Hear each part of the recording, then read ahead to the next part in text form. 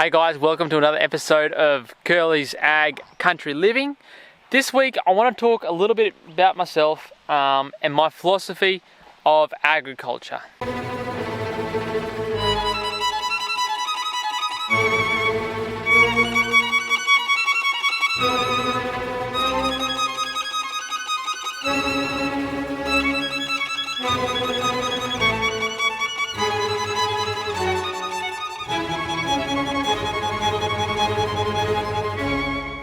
Everyone's got a reason as to why they do what they do. And this video is going to be a little bit of a rant about why we do what we do, which then dictates how we do what we do, I suppose. The why is important to understand. So, with yourself, I know we've got a couple of viewers from around the world. America, Australia, and Spain seem to be the top three, funnily enough. And we will all have a different scenario, a different reason why we do what we do. So whether you're a market gardener, in syntropic farmer, or whether you're a backyard gardener, your context is going to dictate a lot of how you do your thing. So, for us personally, for those of you that don't know our history, so when I was young and I was convicted that the Lord wanted us, man and woman, to live in the country. So country living was a big thing for me, that the idea of, Adam and Eve were put in a garden to start with. And, that was directly after God created them. He created them into the garden, And the whole idea of the garden was it was a useful employment for them to be able to find something to do with life. I suppose purpose, and so for us, farming was or country living was a must, and that's sort of why I've done this series. I've sort of wanted to maybe educate people a little bit about how we do it and why we do it. So we moved into our first property, which is not this one; it's the other one, the Arks Farm, and that was 10 acres. So for me, I had a whole series of prerequisites. What I wanted, water, stability, access to enough land to be able to cultivate, close enough to the cities to be able to help educate other people and or sell produce, and all these sort of things. And I might talk about that in another video, but it was predominantly for that healthy mind, healthy body. Essentially they're intertwined. We have a Western philosophy of putting everything in boxes, whereas realistically we are a whole person, and what you eat affects how you feel. The exercise you do affects also how you feel, how you think.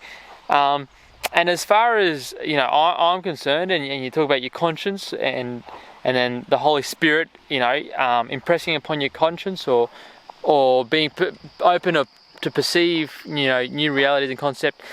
It all comes from the food that you put in your body, gets turned in, broken down, and it goes to your blood, and your blood takes that nutrients to your brain, and your brain is that way which the Holy Spirit will speak to you, or you will think and process information. So, country living, that holistic aspect of having healthy food, of having good exercise, diverse exercise, not like a gym, for example, where you work, your biceps, your triceps, whatever it is, where you look good, but it's more so about a holistic approach to your exercise thing.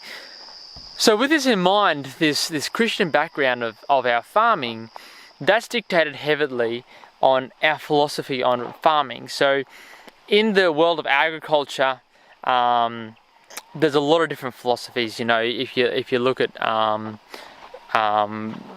you got biodynamic, organic, you got like your syntropic, your permaculture. A lot of them lapse with each other in their philosophies, and their fruit are slightly different. But there's a lot of stuff going on. And then you got just your mainstream agriculture, which is just bang for buck. We want to get as much produce out that looks good for the minimum input.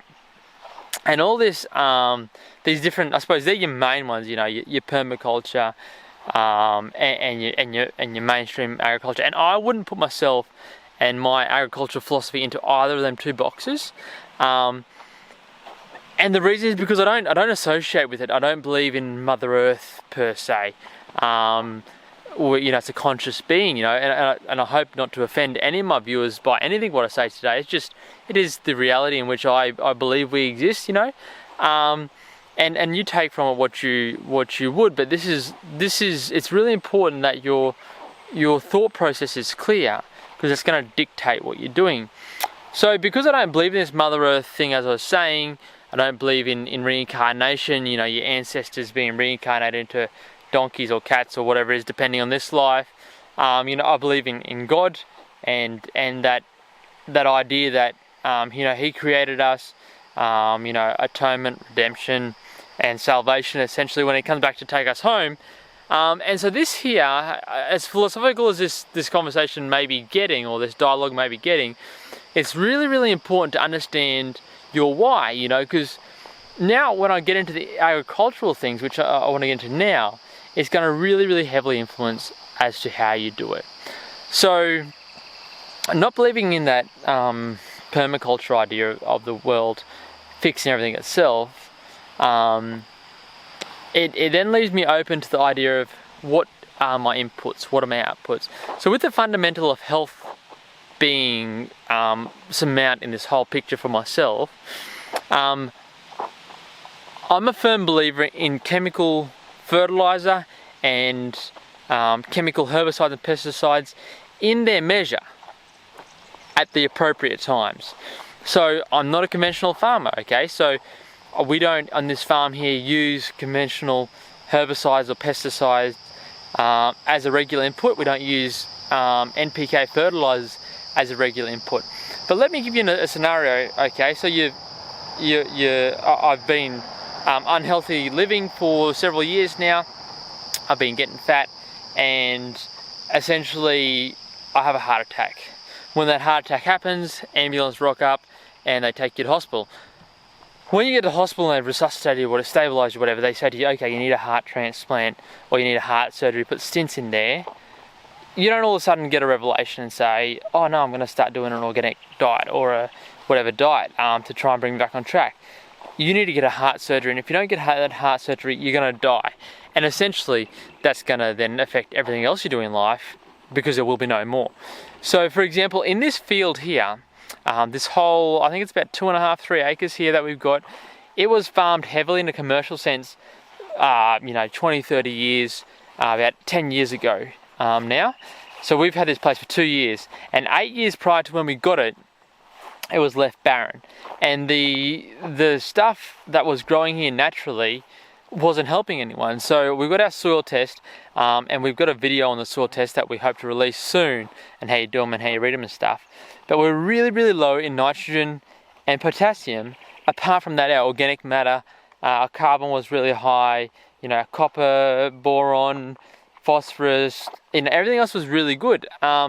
So what do? We can spend here several years, you know, planting legumes to try and get the thing back up to spec, or we can just use some NPK fertilizers. And so that's what we've done. So with our wheat here, I think I've shown this in previous videos, we've used an NPK fertilizer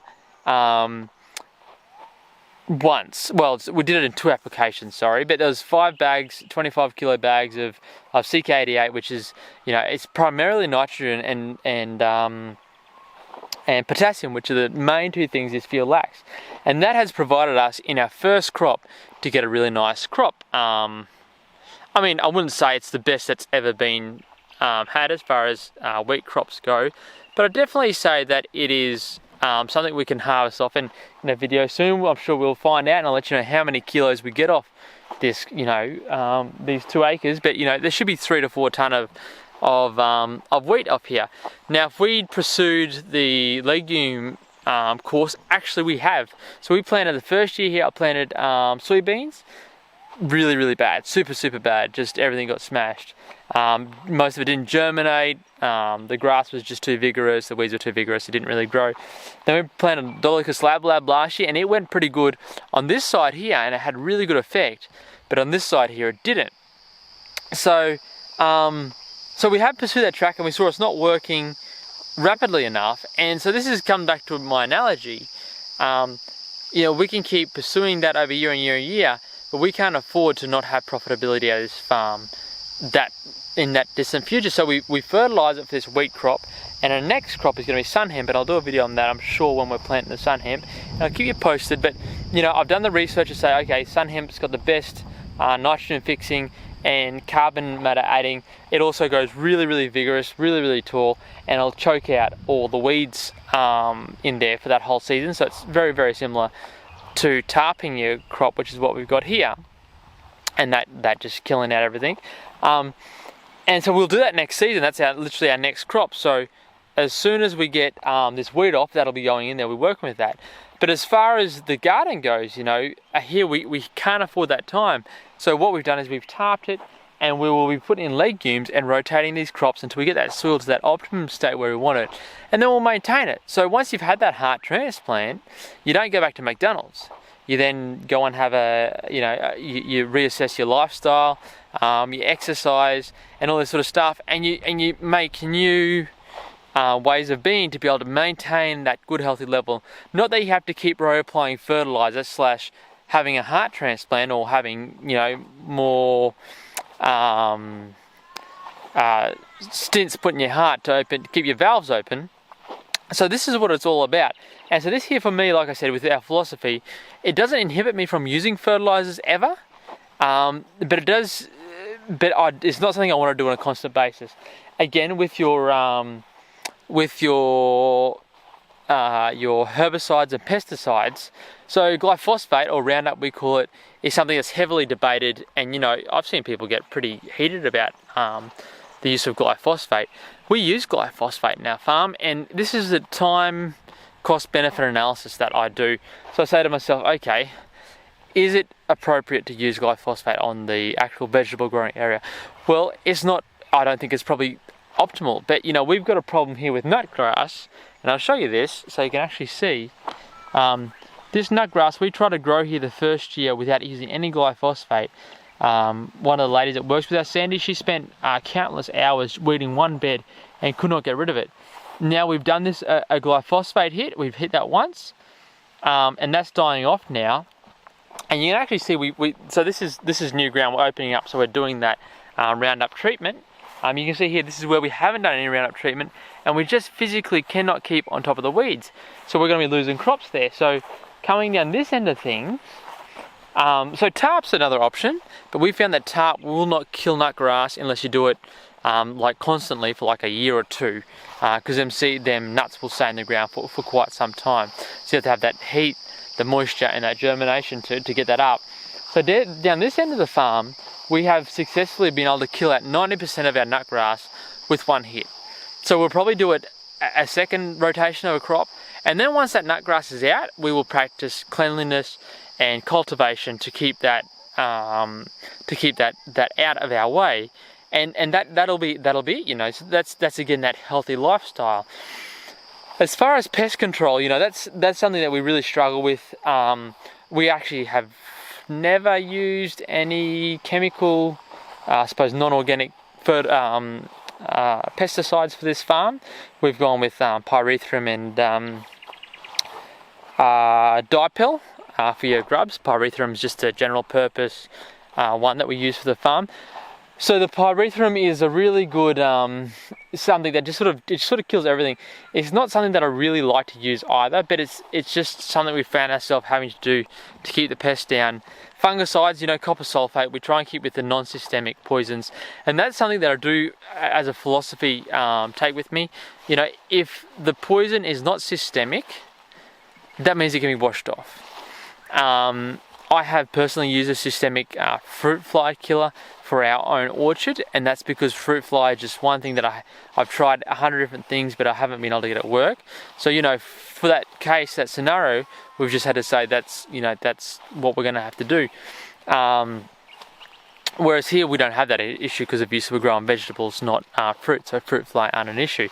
But the pyrethrum, it kills everything, whereas I am big into Bugs for Bugs. They're actually a company, but the concept is bugs that eat other bugs, and I've seen it being really, really effective with aphids. With the ladybugs and the lacewing, they're really, really effective. And then yeah, there's a couple other wasps and stuff that you can use to sort out other grubs and stuff. So that is something we try and do. And I've noticed, like, when we use these sort of methods, like you can see the cabbage moth just down there in the cauliflower, and I've seen that, look, the pests exist, that we don't lose amount of crop to them that says that you would say, okay, this is not viable farming. So it's really that cost benefit analysis. And at the end of the day, it doesn't matter what chemical you use. If you go to your local supermarket and grab whatever you grab, they've used every chemical under the book, every chemical in the book or under the sun. And they've used, you know, every fertilizer. So whatever you do that is less than what commercial farmers use is going to be better. On top of that, you know, if you know what you're doing, you're still getting that health benefit. So it's really that progression, and I'm really against people who have this idealistic idea of, you know, you got to go straight into this organic methodology. And I've seen people go and try and do it, and then they got disheartened and they leave the whole idea together. So it's, for me personally, and this is why I wanted to talk about my philosophy of agriculture. I think it's really important that that we start somewhere, we have our philosophy clear on what we believe and why we're doing it, and then say, okay, let's not necessarily just believe, you know, this guy or that guy who's, you know, a lot of them flog their own agenda, but let's see, okay, what can we start with? You know, plant your first lot of tomatoes, you see you have a real bad problem with, you know, fungus, aphids and fruit fly. Well, you say to yourself, okay, how can I fix it? Do some tests, do some organic methods, do some non-organic methods, and say, okay, I can get away without using a systemic poison. I can use a topical poison, and that'll work. And then, you know, as you go refining your systems, and one thing I would really like to mention, a lot of guys that demonize this sort of thinking or conventional agriculture, they live in like places that are like under snow. So my sister lives in Canada actually, and my dad was telling me that, you know, she puts her tomatoes in the ground, she's got no fungus, she's got no caterpillars, no fruit fly, nothing like that. That's because everything's dead, because it's been frosted for like 6 months of the year or 9 months of the year, but they only get one harvest. We live here in the subtropics, and you know, this year we didn't get a strong enough frost, and we noticed when we get a stronger frost, there's a lot less pest in spring. We didn't get much of a frost, and even in winter we already had fruit flies eating our like rock hard stone fruit, or you know, putting their babies into the stone fruit so early in winter, and that's just not applicable. So, you know, these guys who live in these really cool climates, and I often say to a lot of these permaculture and stuff guys, come to my house in the subtropics here of southeast Queensland and show me how it works, you know. And a lot of these guys, you'll find they're on the coastal region where they get rainfall, you know, like clockwork, and everything's really easy. I'm not negating everything that they practice. You know, definitely about getting your high carbon content, you know, fixing your minerals and stuff like that. Crop rotation and crop planting to help stuff. You know, there are a lot of valid things, but like, you know, they say when you eat the watermelon, you just spit out the seeds, the bad bits you spit out, and that's true for these guys too. I do agree with some of what they do, but I don't take them wholeheartedly, all their practices. Like the Bible says, test it and retain what is good. So anyway guys, I think that's enough of a rant for today. I don't want to bore you guys any longer, but I hope there's something you can take from that, especially if you're starting up farming, to not get hung up on one particular philosophy. Try and see what works, have clear in your mind why you're doing what you're doing, and then go from there. And over years, and this is something one of my clients said to me quite some years ago, he said, Curly, don't be hard on yourself, because what you believe today probably won't be what you believe tomorrow. And you know, just roll with the punches, learn as you go. One thing that hasn't changed for me is my philosophy as to why I do this, and that's been super clear to me since the very first moment we did it, and right up until this day, my philosophy has not changed. But my farming practices, I suppose, have gone maturing bit at a time as to how we do stuff. So yeah, thanks again for watching guys. Don't forget to like and subscribe and do all that good stuff. It means a lot to us and the YouTube algorithm. And we'll see you again next week. Have a good one.